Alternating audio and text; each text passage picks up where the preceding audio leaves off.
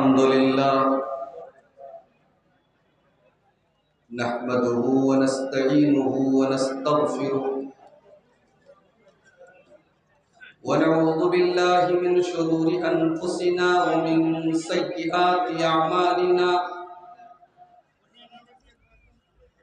मन यहदिहिल्लाहु फला मुदिल्ल लहु व मन युद्लिल फला हादिय लहु व अशहदु अन ला इलाहा इल्लल्लाहु वहदहु ला शरीक लहु व अशहदु अन्न मुहम्मदन अब्दुहु व रसूलुहु या अय्युहल्लज़ीना आमनुत्तक़ुल्लाहा हक़्क़ तुक़ातिही व ला तमूतुन्न इल्ला व अंतुम मुस्लिमून या अय्युहन्नासुत्तक़ू रब्बकुमुल्लज़ी ख़लक़कुम मिन नफ़्सिन वाहिदा व ख़लक़ मिन्हा ज़ौजहा व बत्थ मिन्हुमा रिजालन कसीरन व निसाअ वत्तक़ुल्लाहल्लज़ी तसाअलून बिही वल अरहाम इन्नल्लाहा काना अलैकुम रक़ीबा या अय्युहल्लज़ीना आमनुत्तक़ुल्लाहा व क़ूलू क़ौलन सदीदा युस्लिह लकुम अअमालकुम व यग़फ़िर लकुम ज़ुनूबकुम व मन युतिइल्लाह व रसूलहु फ़क़द फ़ाज़ फ़ौज़न अज़ीमा अम्मा बअदु फ़इन्न खैरल हदीस किताबुल्लाह व खैरल हदी हदी मुहम्मदिन सल्लल्लाहु अलैहि वसल्लम व शर्रल उमूरि मुहदसातुहा व कुल्ल मुहदसतिन बिदअह व कुल्ल बिदअतिन ज़लालह व कुल्ल ज़लालतिन फिन्नार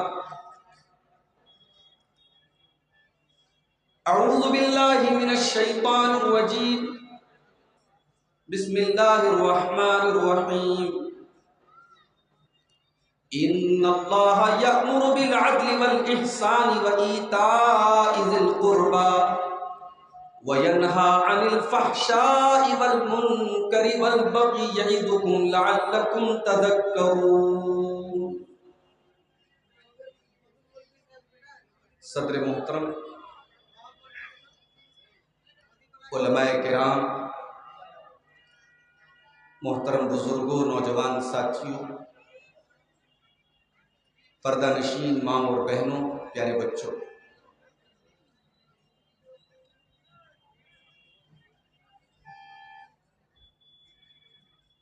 बरहेट का ये प्रोग्राम जो पूरे इलाके का सबसे शानदार प्रोग्राम होता है, इस साल ये प्रोग्राम इसलिए भी बहुत ख़ास था कि हमारे इस जामिया का, इस मदरसे का ये 100 साला जश्न भी था इस प्रोग्राम के अंदर। और झारखंड ही नहीं, पूरे हिंदुस्तान के जमात अहले हदीस के तमाम मोतबर उलमा और खुतबा को इस स्टेज ने इकट्ठा किया। और कल से आप लगातार उलमा की तकारीर और उनके बयानात समाअत फरमा रहे हैं। मुझे इस जलसे के लिए पिछले ही साल दावत मिल चुकी थी और मैं बहुत मुतमईन था कि मैं आराम से इस प्रोग्राम में दोनों दिन शामिल हो शिरकत करूंगा। अगर दोनों दिन मुश्किल रहा तो एक दिन में शिरकत करूंगा। लेकिन अल्लाह ताला ने कुरान करीम में जो ये फरमाया कि वमा तदरी नफ्सुन माज़ा तक्सिबु गदा, कोई नहीं जानता कि कल उसके साथ क्या होने वाला है। जलसा कमेटी बराबर मुझसे कांटेक्ट में थी। मैं बिल्कुल मुतमईन था कि प्रोग्राम में आऊंगा, लेकिन प्रोग्राम से ठीक 3-4 दिन पहले मेरे साथ एक ऐसा हादसा होता है कि अगर मैं आपसे ये कहूं कि मौत को मैंने अपने बिल्कुल करीब देखा और अल्लाह ताला ने एक नई जिंदगी दी तो गलत नहीं है। आप में से बहुत सारे लोग जानते होंगे मैं एक मदरसे में टीचर भी हूँ, और चूंकि मदरसा और उत्तर प्रदेश गवर्नमेंट के अंडर में चलने वाला मदरसा, जाहिर है कि उसकी ड्यूटी के अपने तकाजे हैं। मैं आसपास में 100, 200, 300 किलोमीटर तक का सफ़र बाई कार करता हूँ, रात में प्रोग्राम करके सुबह मैं मदरसे में हाजिरी देता हूँ। ये मेरा मामूल रहा। 27 फरवरी को मेरा प्रोग्राम बनारस से तकरीबन 350 किलोमीटर दूर सिद्धार्थ नगर में था, नेपाल बॉर्डर के करीब। मदरसे की छुट्टी 2 बजे होती है, गाड़ी से खाना वाना खा करके निकलते निकलते 3 बज गए। प्रोग्राम में पहुंचते पहुंचते मुझे रात के 10:30 बज गए। मुझे यह भी पता था कि रात ही में मुझे वापस भी निकलना है, सुबह फिर मदरसे में ड्यूटी देना है। मैं जब वहां पहुंचा, मैंने ड्राइवर से कहा, ड्राइवर गैर मुस्लिम था, मैंने उससे कहा कि साहब आप जो है थोड़ा सा खाना वाना खा करके सो जाइए, आराम कीजिए, इसलिए कि रात का सफ़र है, नींद आपको मिलना ज़रूरी है। लेकिन ये ड्राइवर थोड़ा सा टेढ़े किस्म का था। इसने कहा, जनाब मैं न्यूज़ में काम करता हूँ, मेरे पास रात में कभी भी कॉल आता है, मैं सोऊंगा नहीं, आप फिक्र मत कीजिए, मैं गाड़ी चलाता हूँ, मैं बहुत माहिर हूँ, कोई दिक्कत नहीं। वहाँ तकरीर मेरी ख़त्म हुई 2 बजे। तकरीर के बाद चाय नाश्ता करते करते 2:30 बज गए, और ड्राइवर 1 मिनट के लिए भी सोया नहीं था। अब जब हम लोग वहां से निकले, इत्तेफाक से कोहरे का मौसम भी था वहां पर, क्योंकि नेपाल का इलाका करीब का इलाका था, कोहरे का मौसम भी था, और ये गाड़ी बहुत बेहिसाब चला रहा था। और मेरी आदत है, मैं हमेशा ड्राइवर के बगल वाली सीट पर बैठता। अल्लाह की कुदरत देखिए, अभी कुछ ही दिनों पहले जब हमारे बड़े अजीज दोस्त और आपके इस बरहेट के जलसे में कई बार वो शिरकत भी मेरे ख्याल से कर चुके हैं, शेख अब्दुर्रहमान सलफ़ी साहब रहमतुल्लाह अलैह के का जब हादसा उनके साथ हुआ, उसके बाद से मैं जब भी कार में बैठता हूँ सीट बेल्ट लगा लेता हूँ। मैं अपने नौजवानों से भी कहना चाहूँगा कि आपको जितना भी भरोसा हो ड्राइविंग पर, ड्राइवर के ऊपर, और गाड़ी आपकी जितनी भी बेहतरीन हो, आप जब बाइक चलाएं तो हेलमेट ज़रूर लगाएं, कार में बैठे तो सीट बेल्ट ज़रूर लगाएं। इसलिए नहीं कि पुलिस वाला आपकी चालान काट लेगा अगर आपने ऐसा नहीं किया, इसलिए कि उसमें सेफ्टी आपकी। मैंने सीट बेल्ट लगाया, ड्राइवर ने कहा भी कि ज़रूरत नहीं है, आप सीट बेल्ट मत लगाइए, सिर्फ उसको पीछे से ले जाके उसमें डाल दीजिए, अलार्म बजना बंद हो जाएगा, कोई ज़रूरत नहीं है। मैंने कहा नहीं, मैं अपनी सेफ्टी का काम करूंगा, मैंने सीट बेल्ट लगाया।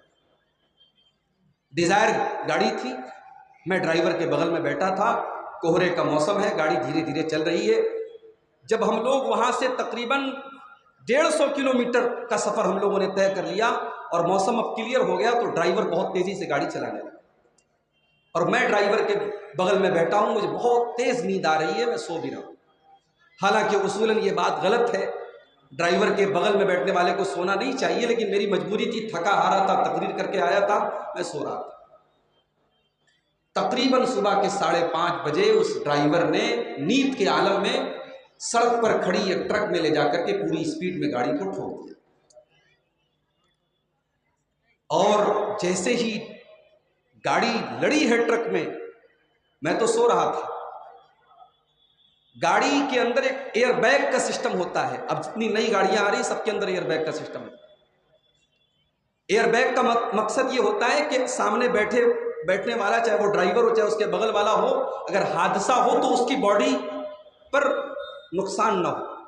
वो एक गुब्बारा टाइप का सामने आ जाता है जो इंसान को नुकसान से बचाता है। मेरी नींद खुली, एक जोरदार धमाका हुआ और एक अजीब सी महक मेरी नाक में महसूस हुई, और मैंने देखा कि गाड़ी की ये हालत है। लेकिन मैंने ये भी देखा कि मैं अल्हम्दुलिल्लाह सेफ, मेरे बदन पर कोई चोट नहीं। और मेरे पीछे मेरे मदरसे के एक टीचर जिनको मैं साथ में लेके गया था, वो उनके सर से खून बह रहा है, चेहरे से खून बह रहा है, और वो इस तरीके से सीट पर पीछे पड़े हुए हैं, ऐसा लग रहा था कि वो अब इस दुनिया में नहीं। वल्लाह बता रहा हूं मेरे भाइयों, मेरे हाथ पैर कांप रहे थे, आंखों से आंसू जारी थे कि ये क्या हो गया। और इस बात का भी डर है, चूंकि सीएनजी कार थी, गाड़ी धमाका ना हो जाए, गाड़ी जल न जाए, इस बात की भी फिक्र थी कि जल्दी से गाड़ी से कैसे निकलूं। ड्राइवर अलग चोटिल पड़ा है, मैं अंदर से गेट खोल रहा हूँ, गेट खुल नहीं रहा है। बड़ी मुश्किल से बहरहाल गाड़ी से मैं बाहर निकला और मुझे इस बात की फिक्र लगी थी कि ये मेरे साथी जो, इनका क्या होगा। मैंने पानी वानी उनके चेहरे पर डाला, थोड़ी देर के बाद उनको होश आया तो मुझे थोड़ा इत्मीनान हुआ कि ये बेहोश हुए, इनका इंतकाल नहीं। गाड़ी की मैंने तस्वीर ली, मोबाइल में मेरे चार्जिंग कम थी, 3-4 तस्वीरें मैंने ली। अपने भाई को, छोटे भाई को मैंने तस्वीरें भेजी, उसके बाद मेरा मोबाइल बंद हो। मेरा भाई भी परेशान है कि तस्वीर किस गाड़ी की है और अगर ये मेरे साथ हादसा हुआ है तो मैं तस्वीर कैसे ले रहा हूं। बहरहाल उसके बाद दूसरी गाड़ी आई और अपने साथी को लेकर मैं बनारस पहुंचा और उनका ट्रीटमेंट हुआ। अल्लाह का शुक्र है वो भी किसी खतरे में नहीं है, सीटी स्कैन वगैरह हुआ, वो ठीक है। मुझे बज़ाहिर कोई चोट नहीं आई, अलबत्ता थोड़ा सा सीने में और पीठ में दर्द अभी भी महसूस हो रहा है। अब वो हो सकता है कल परसों में मैं उसको एक्सरे वगैरह कराऊं, क्योंकि डॉक्टर ने कहा था बज़ाहिर तो कोई खतरे की बात नहीं, अगर दर्द रहेगा तो आप एक्सरे करा लीजिए।